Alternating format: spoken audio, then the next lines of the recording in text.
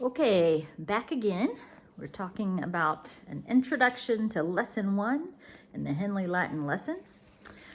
Today's lesson is on Latin cases, and this lesson is all about nouns.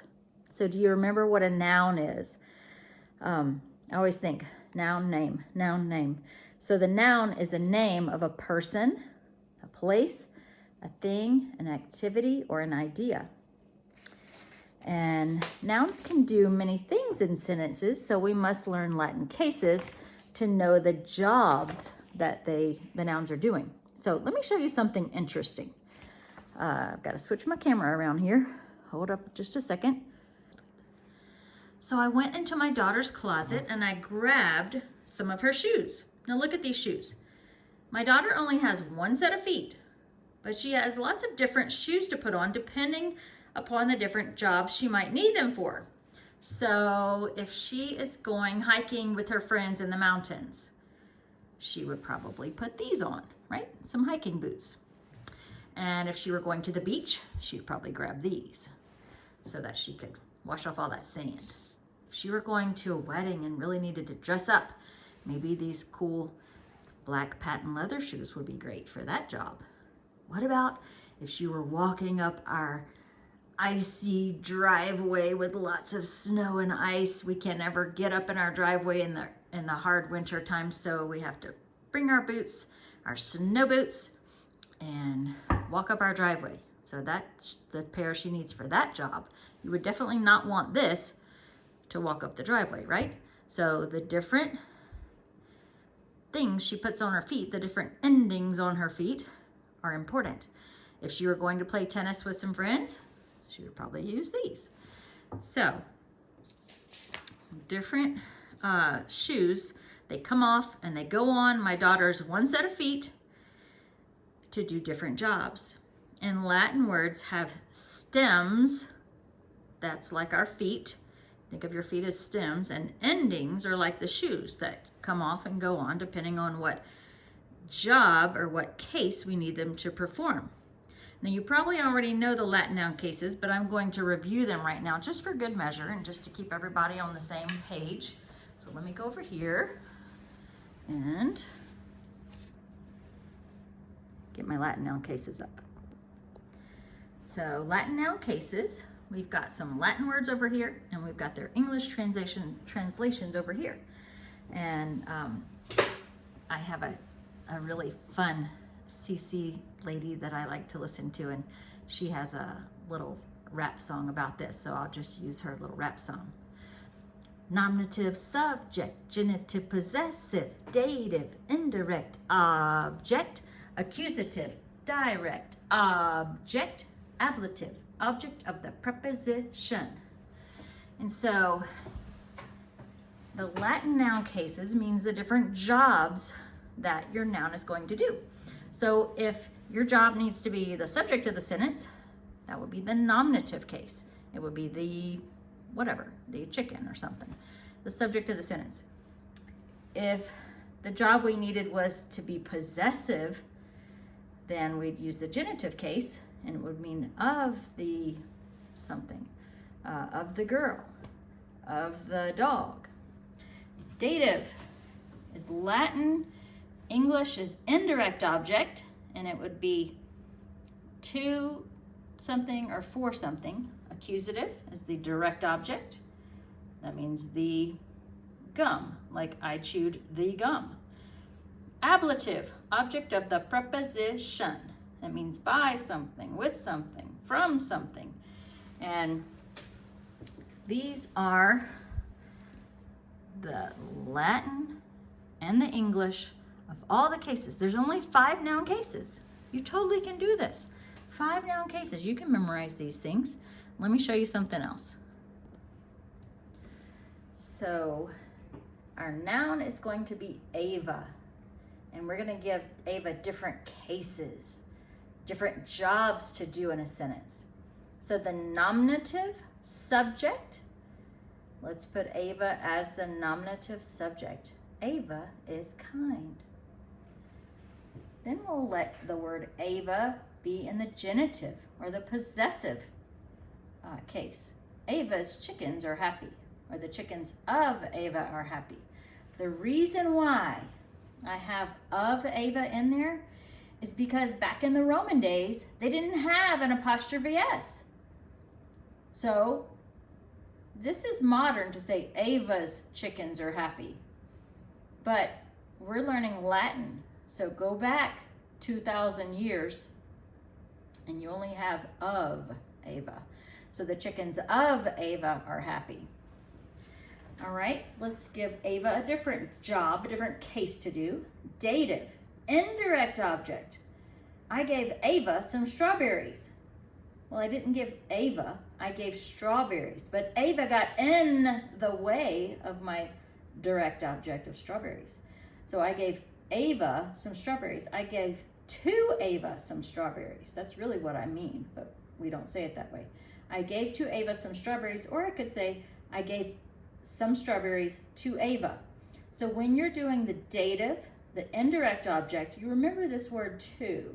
I gave to Ava, I gave some strawberries to Ava. It's the indirect object with that word to in there. The next job we're going to do is accusative. Now this is the direct object. It's directly taking the action of the verb. The chickens love Ava. Ava loves her chickens too, but the chickens love Ava. Ava is the direct object of the chickens' love. It's the accusative. Accusative, direct object. That's how you would do it. And it would just be just the word, kind of like up here in the nominative when you just had the word Ava. Down here in the accusative, you're going to have just that word again. It's not going to have of Ava. It's not going to have to Ava. It's just going to be Ava because she is directly receiving the accusative verb's action. One more. Ablative, object of the preposition. Our dog jumped on Ava. So that you have to have a preposition, which is on, in order to have an object of the preposition, which Ava is the object of the preposition. So if you have a preposition in Latin, you're going to have an object of the preposition, right? And that's the ablative. Our dog jumped on Ava. Or we could say, our friend's dog jumped over Ava, because our dog is so small it could never jump over Ava. But our friend's dog could jump over Ava. So over or on are the objects of the preposition. They're the prepositions, and Ava here, her case, her job, is the object of the preposition. Okay, now in English we can notice what the case is just by where it is in the sentence. Usually the subject is first, like Ava is kind. She was the subject of the sentence. The possessive, it's going to have an apostrophe S or of Ava. It shows who owns something. Ava owns chickens. So the position in the sentence in English, like the chickens love Ava down here for the accusative, we know the chickens have to love something. And so the position of it coming after that verb tells us it's a direct object. Or the position of after a preposition tells us at the end, the ablative, Ava is the object of the preposition because of where it is in the sentence. But let me tell you a secret. In Latin, where it is in the sentence doesn't really matter. So what matters in Latin is the shoes, the declensions. Let me tell you something. In Latin, clensions are shoes, and declensions are the different kind of shoes that a Latin person has.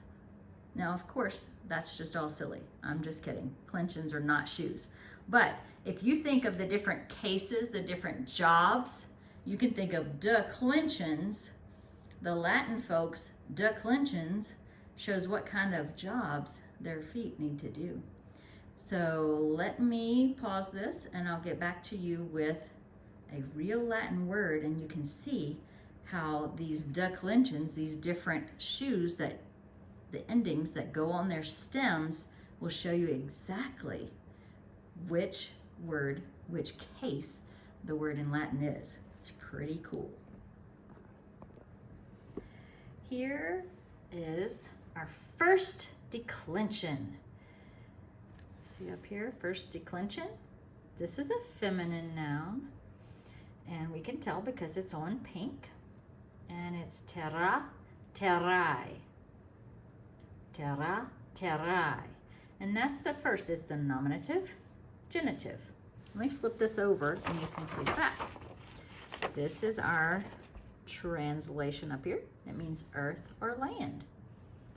Now, can you guess what is kind of like the foot, the stem, and which pieces here are the shoes? Declensions, the endings, they call them. They call them a stem and an ending. Do you see something that's the same in all of these words?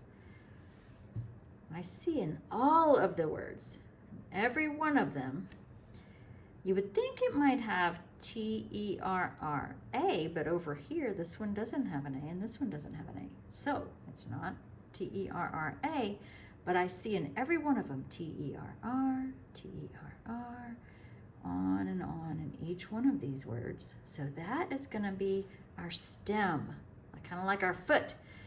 And the declensions, the shoes, the endings that go on them, will tell us exactly what job, what cases these nouns are going to do.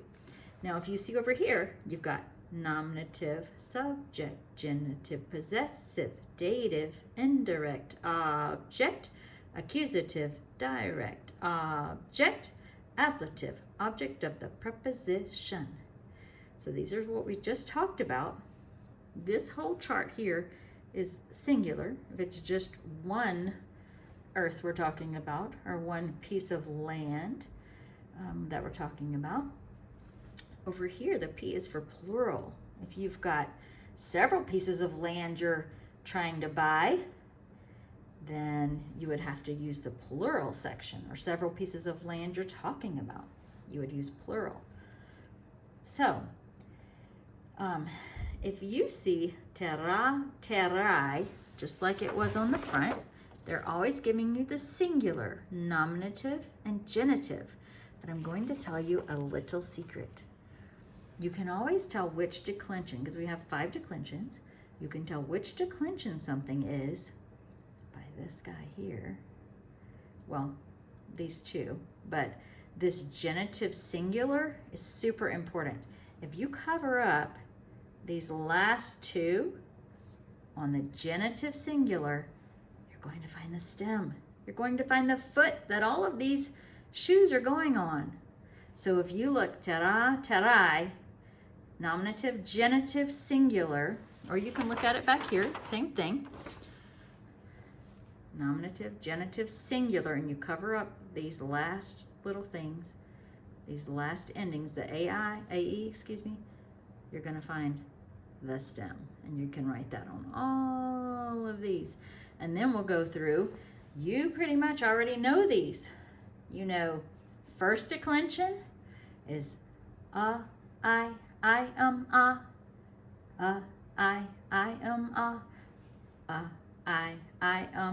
singular. First declension. I, is, as, is. I, is, as, is.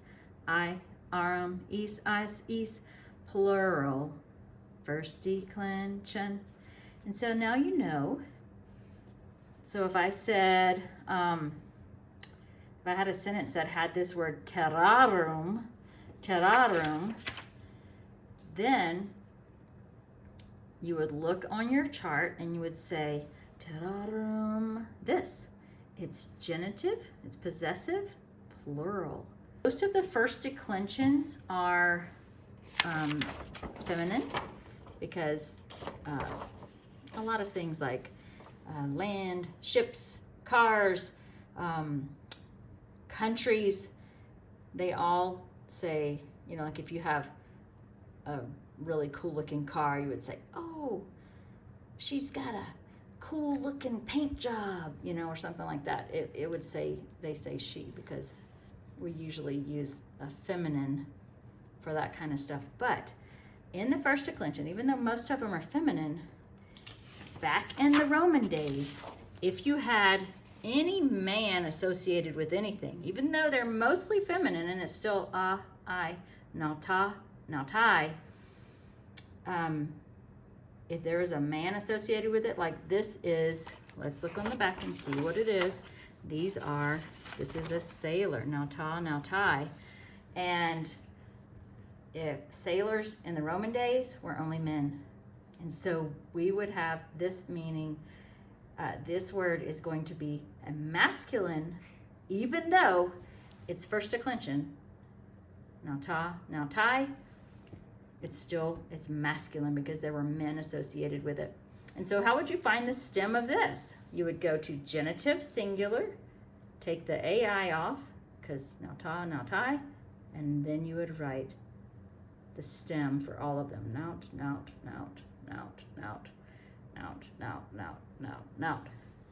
And then you would go through and do your first declension singular. I,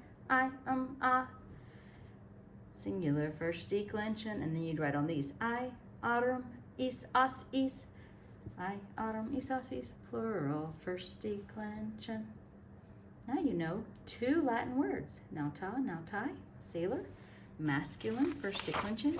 And you know terrai, feminine, first declension. I do want to tell you something. I see I've made a mistake. I think I need to have a macron over this one. This ablative always gets a macron. You see that? It means it makes it long. So this is terra. You're going to say it longer. Terra. And this one is arum. So I need to write that macron over there. And then is, os, is. Those are long. So you have to put your macron. See, I did it correctly on this one over here. Nautarum. Nautis, nautas, nautis, but this is nauta. It's a longer, you just hold it a little longer. This is nauta, nautai, nauta. You say